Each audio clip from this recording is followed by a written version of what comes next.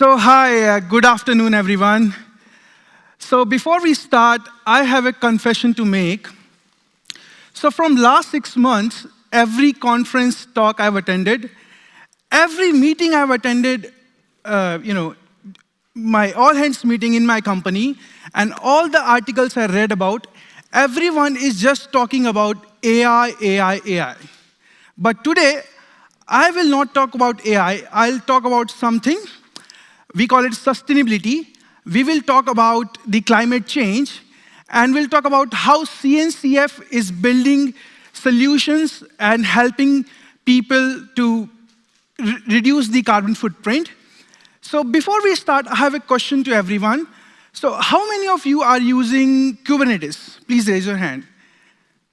Oh, that's great. Then if you're using Kubernetes, then you must be deploying your VM, your pod, your sandboxes, your workloads, right? But how many of you ever thought what is the energy consumption of your workload? Or what is the carbon footprint your workload is generating? Anyone? No one? All right, no worries. So you are at the right place. Today you will learn how we can measure the energy consumption made by your pod or any other K8s workload. So let me start with my introduction. So hi, I am Mayank, and I am currently working as a senior site reliability engineer at Okta in the Workflows team. So Workflows product, it's all about automation. It's all about automating all the identity processes without writing a single line of code. And before Okta, I worked at Zoom as a DevOps engineer. And I started my career with Red Hat. And I must say, in Red Hat, I found passion for open source and automation. It's a great company to start your career with. So agenda for today's sessions, today we'll first talk about what is sustainability and why it is important. And we'll see about the global context and the industry commitments. Then we'll see the observability blind spot that we have and the current, sorry, what happened? The current sustainable cloud computing landscape. And then we'll talk about introduction to Kepler, and we'll see Kepler architecture, and then we'll go through the demo. What's happening? Oh, now it's back. Cool. So shall I repeat? OK. So we'll talk about sustainability, we'll talk about why sustainability is important, and we'll talk about the global context and industry commitments, and why it's happening. Are the slides mounted? Is it a Halloween thing? OK. So, OK, let's talk about what is sustainability. I guess all of you might already know what is sustainability, but just to give you a quick context, it's all about creating innovative products and technology without reducing the natural resources. And you must be thinking why we are talking about sustainability, why we can't wait. The biggest reason we need to talk about sustainability right now is due to the massive workloads. For example, the AI, generative AI. We all like using cool new AI tools like ChatGPT, Google Bard, etc. But have you ever thought what works them behind? So behind the scenes, we have like huge, giant big data centers, which works 24/7. So you can think of it like we have a massive warehouse where we have thousands of computers are running every time, 24/7, and they require a lot of power energy. And due to this, they also produce a lot of CO2 pollution in the environment. So the CO2 pollution which they make, it's huge. So for example, right now, every year, the global data centers, the entire data centers are using 2 and 3% of the global energy consumption. So the number is huge. So today, it's not just about creating cool new technology. It's also about energy consumption and what it's doing to the planet. So just to give you quick context, so data centers are already consuming 2-3% of the global electricity, and this consumption is equals to the sum of mid-sized nations. And in the regions which are still dependent on the fossil fuels, so the energy they produce is equivalent to the carbon emission they do. So for example, if we are making 1 gigawatt hours of electricity, it generates around 900 tons of CO2.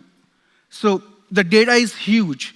So the problem is no longer, this is not a future or, no longer a future problem. It's really urgent, and it's a large-scale industrial problem. And one more data I would like to share is that most of the C-level people, they have a dedicated commitment to be carbon neutralized by some years. So we have example like Google. So Google have a commitment to be running 24/7 carbon-free energy by 2030. Then we have Microsoft. They have committed to be carbon negative by 2030 again. And then we have AWS. So AWS has co-founded a pledge called the Climate Pledge, and they should be on net zero carbon emission by 2040. And tech giants are treating sustainability as an engineering crisis. It's no more like a marketing campaign. So we talked about energy consumption, how much energy is being used by the data center. But let's talk about why there is like huge energy consumption. What are the key drivers of it? So we have the cloud services like AWS, we have GCP, we have Azure. And every company, or let's say most of the company, are running their servers, are running their microservices, running their application on the public cloud. And so that they need, the public cloud needs to run the data centers 24/7 without a fail. And this is one of the biggest reasons why we have so much of energy consumption. And in recent years, we got AI ML. So AI ML needs a lot of energy for GPUs, CPUs. So that is another reason why we have so much energy consumption. And we have cooling systems. So as you might know, that big data centers running thousands of computers, and they get heated up very quickly. So we need to cool them down. So for that, there is cooling systems that also consumes a large number of total energy. So these are the key drivers of energy consumption. This is the main reason why we have so much energy consumption going on. 1 minute.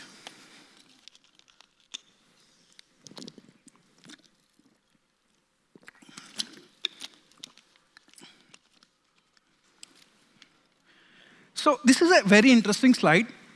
So recently, our director, we had a team meeting, and he asked us this question like, which one of our services is most power hungry? He asked us like, we are running the workflows, Octopus service, and why, or other services. So which one of them is consuming the highest power, or which one of these like consuming a lot of power? And we had no idea because we never thought about it. We always, as a SRE, we talk about reliability, we talked about performance, but we never thought about why should we care about power consumption? And during the meeting, we were just looking at each other. We had no idea. So later we realized that this is a massive blind spot on the modern infrastructure. So like I said, as SRE, we have two pillars. We used to take care of performance, the speed and the responsiveness. We used to take care of reliability, the uptime and the resilience. But now, our director, our leadership is asking us to take care of efficiency and sustainability as well. So this is the new demand which is coming from the leadership. But we had no idea how to measure power for our services. And we were discovering like why it is so hard. Then we got to know that because in most of the cloud providers, they are running virtual machines, or they have so many virtual layers on top of the bare metals. So we don't have the exact data about the power metrics collection, or we don't have the data for the power consumption. And we do have inconsistent data. And we have limitations from the cloud providers also, that the data which they provide, it's delayed, and it's inconsistent, and they have missing the sustainability metrics. And the third one, and the most important, is developer awareness gap. So as of now, developers are not aware of the energy consumption, and the developers are just focused on building the application, making it faster, but they never thought about how much energy consumption is happening for their application. So there is no way link the code to the carbon cost. And lastly, we have the sector-specific constraints. So telecom companies, they prioritize reliabilities, and we have finance sectors, they prioritize speed over efficiency, and both of them are limiting our energy saving options. So you can understand like there's a massive blind spot. We are not aware of like how much energy is being consumed by our service, but leadership is demanding accountability. But as engineers, we are operating blind. We are like no idea. We're being asked so many times, what is the energy consumption of your service? And we are like, we don't know. Then we started discovering about the solution, and we realized one thing, that we are not the only one who has this issue. I mean, many companies, or most of the companies are looking for this kind of data.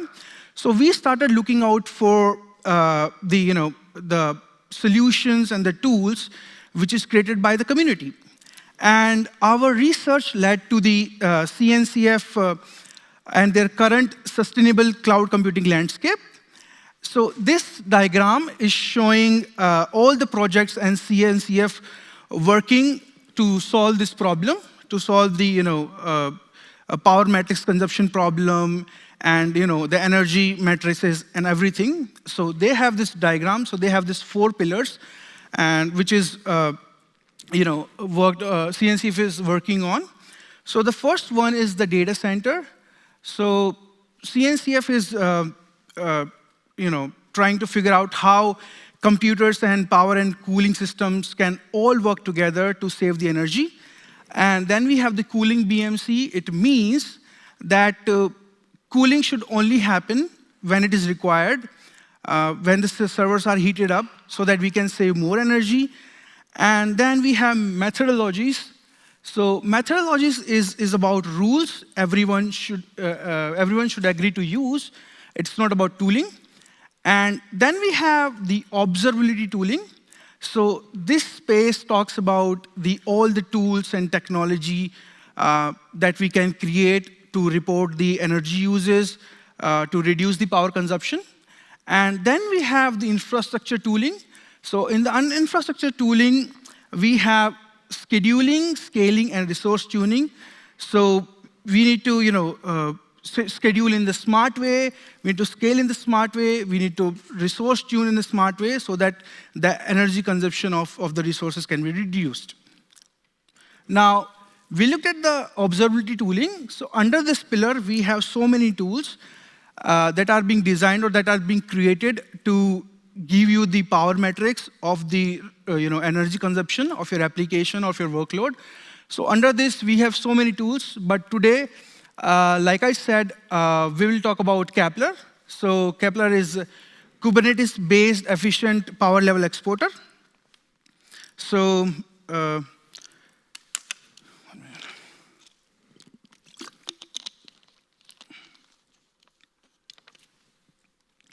So this Kepler project was started by IBM and Red Hat in February 2022. And later, this project was donated to CNCF as a sandbox project in May 2023. The Kepler means Kubernetes-based efficient power level exporter. And it offers a way to estimate the power consumption at your process level, at your container level, and at the pod level. And then, since it is an exporter, that means once it gets metrics about power consumption at your process, container, and pod level, it gets those metrics and it's sent to Prometheus. Then we can have a dashboard created into Grafana, and then we can see how much energy is being consumed by our process, or by our pod, or by our container. And the architecture of Kepler is so extensible that means you don't need to touch its core.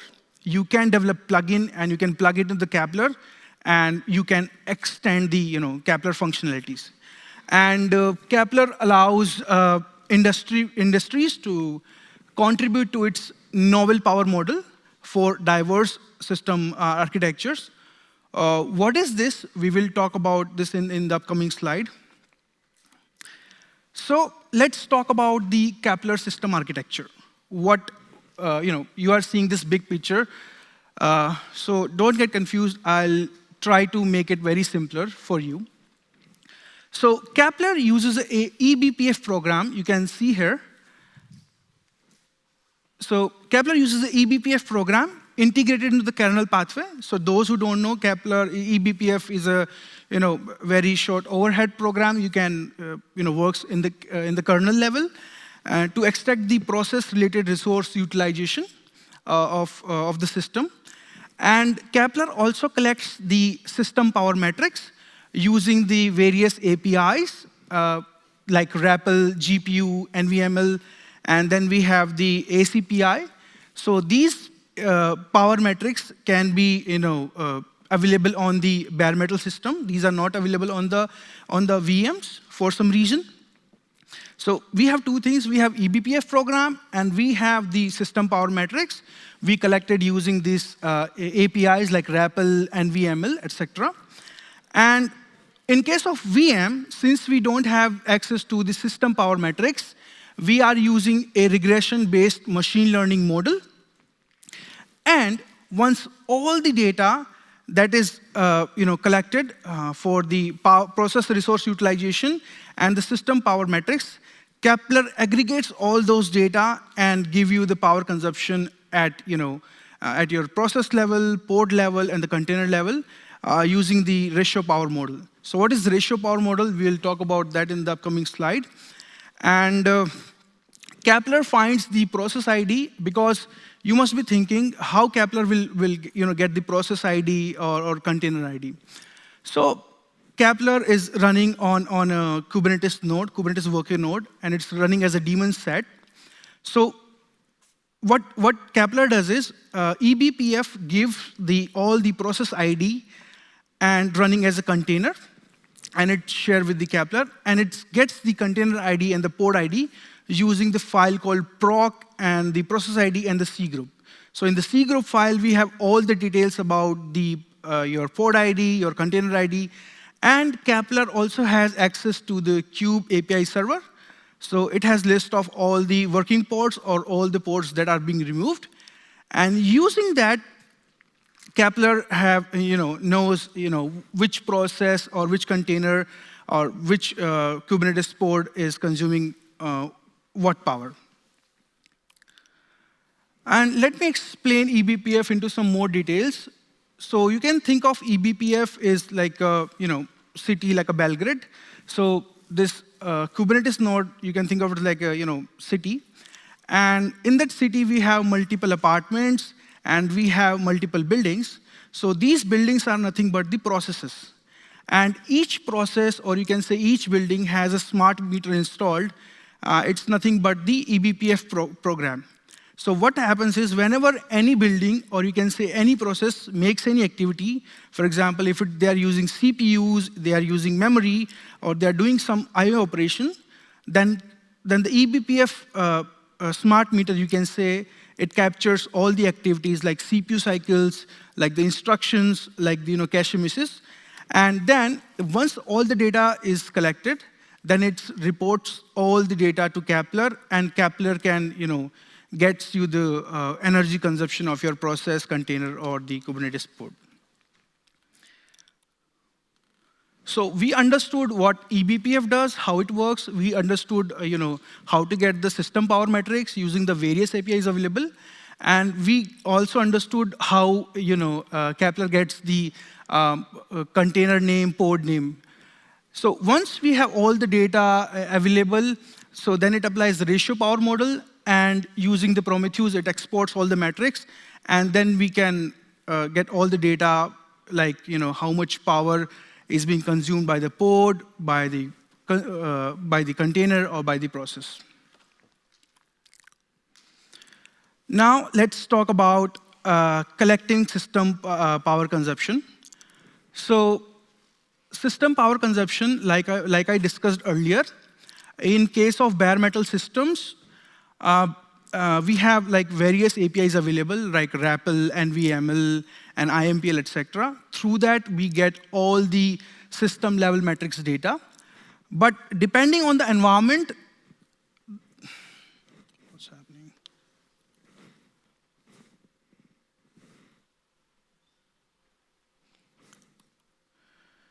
Okay, so depending on the environment Kepler is deployed in, the system power consumption may vary. What does this mean is, so as you know, only in bare metals we have the APIs available like NVML, RAPL, and IMPI. So through those APIs, we can get the system power metrics. But those APIs are not available in case of the virtual machine. In case of virtual machine, so the power consumption metrics will vary in case of bare metal versus the VM. So let's look at the first diagram. So we have bare metal, and we have the APIs available like RAPL, ACPI sensors, IPMI, GPU, and VML. And we get the system power metrics, right? And Kepler can, what's happening?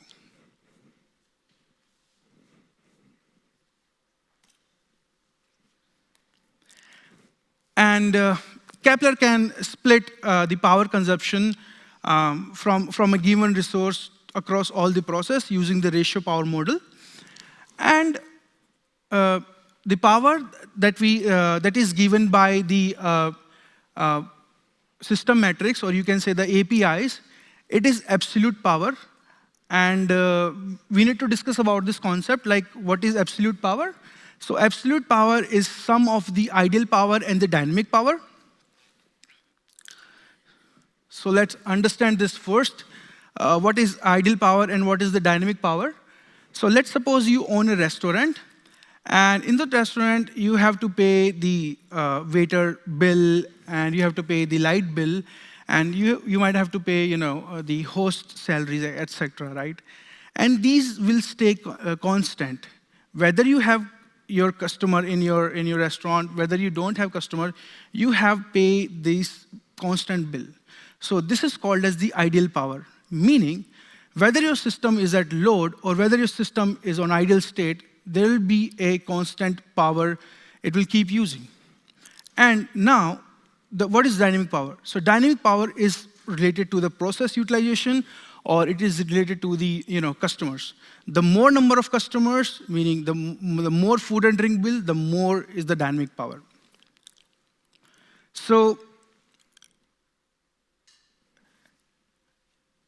let's talk about the ratio power model. So what ratio power model does is, it takes the ratio of your process resource utilization and versus the system resource utilization, and it multiplies the data with the power consumption of a given resource. Okay, and after applying the ratio power model, we get the power consumption at the process level, container level, and the pod level, and the metrics are being exported to Prometheus. Now, in the second case, we have a bare metal, and top of it, we have a virtual machine. So in case of virtual machines, because we don't know how many virtual machines are running, so in case of virtual machines, we don't have access to the system power metrics. So for that reason, like I mentioned in the previous slides, for that reason, we are using regression-based machine learning model. And after getting the machine learning model and its estimated power metrics, Kepler applies a ratio power model again, and after that we get the power consumption at the container, pod, and the process level. And in the third diagram, we can get the power metrics at using from the VM also. But how? In that case, what is being done is, so we have bare metal. In the bare metal, we have already installed Kepler. And since in the bare metal, we have access to the system power metrics like REPL ACPI, so we are getting the power metrics of the system, and we are sharing those power metrics to the VM. How? Using the cgroup file and the hypervisor calls. And once the VM has all the system power metrics, on top of it, we again applying the ratio power model like we did previously, and then we can have the power metrics available or the power consumption available for all the process, container, or the pod level. But this third strategy is not available yet. This is still being discussed. Okay.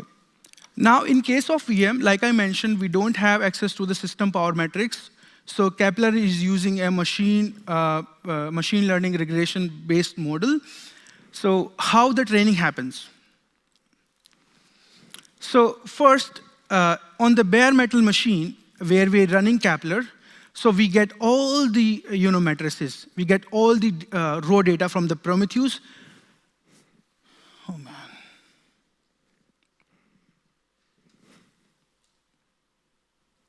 Why it's happening again?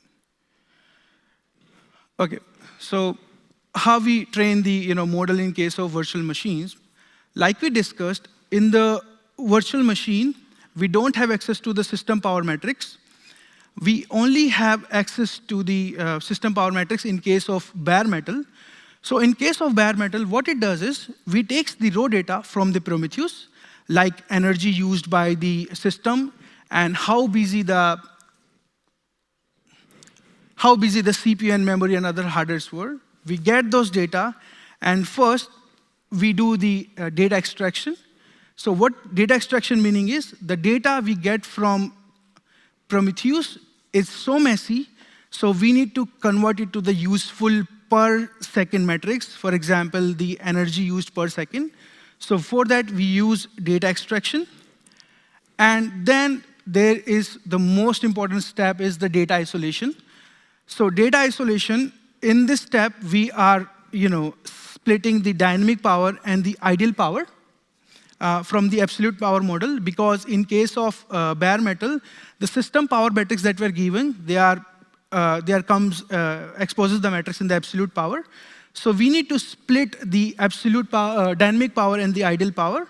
So we do this in the third step, which is data isolation. And how we exclude the ideal power from the absolute power. So we have 3 steps. So one is profile isolator. That means before running your benchmark test, you can remove the, subtract the ideal power of the system, and you can get the, get your data isolated. And the second way is minimum ideal isolator. So during the benchmarking, the point where we had the minimum power consumption, we keep that data as a ideal power, and we subtract it from the benchmark result. And the last, we have the train isolator. So in this case, we create a base model, and in the base model, we predict a ideal power, and we subtract it from the model. So through these 3 steps, we do the data isolation. And then we have the data normalization. So data normalization means different measurements uses different scales.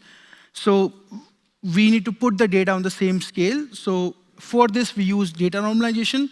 And finally, once we have all the clean data available, we start doing the training. And so we keep training our model until we get a satisfactory power model. And then Kepler uploads the model to the GitHub repository. So in case of VM, you can set the configuration when you are deploying Kepler on your VM-based VM-based machines, VM-based nodes. So you can set the configuration. It will download all the power models for you, and it can give you the power estimation done at the VM also. So yeah, this is all about how Kepler power model training process done. Now let's head over to the demo. I can show you a quick demo how it works. 1 minute. 1 second.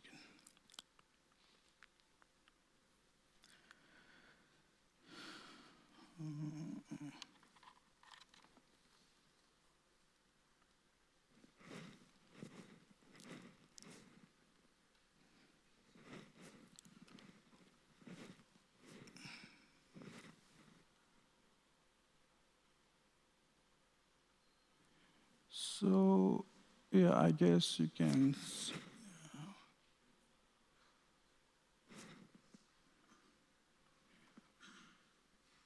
Cool.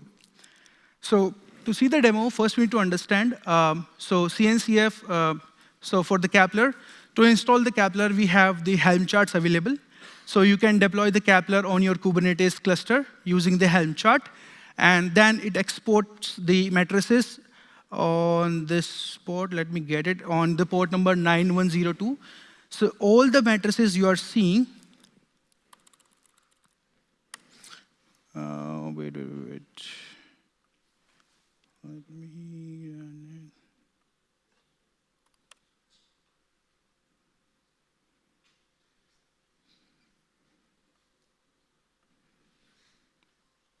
it. Okay. So on the port number 9102, it exports all the matrices related to the Kepler. And once you click on the Kepler matrices, you can see all the matrices that are related to the power consumption. So these all matrices are exported by Kepler.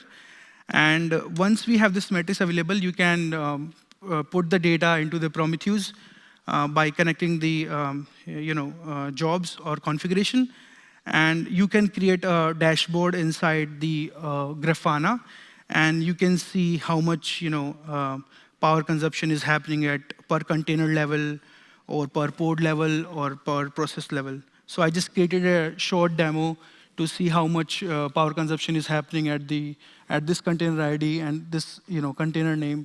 So it has all the information, and I should have one more. This one.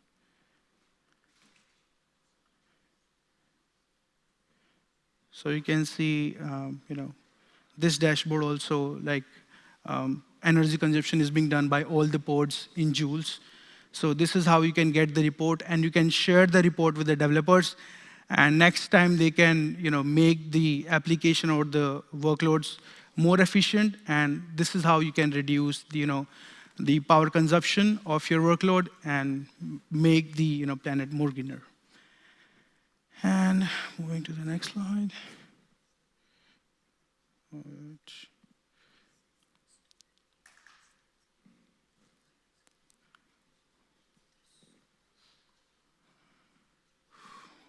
slow.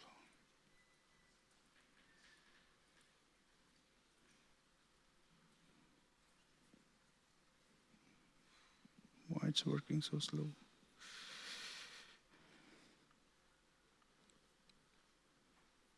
One minute. So,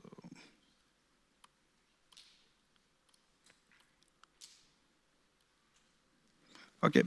So what you can do today is you can access the Kepler repository. You can deploy the Kepler using the Helm chart. And I have given a Grafana JSON code so that you can directly use it in the Grafana dashboard. And you can explore further using the Kepler documentation and Sustainable Cloud Computing Initiative links. And with that, that's all. So if you want, you can connect to LinkedIn using this QR code.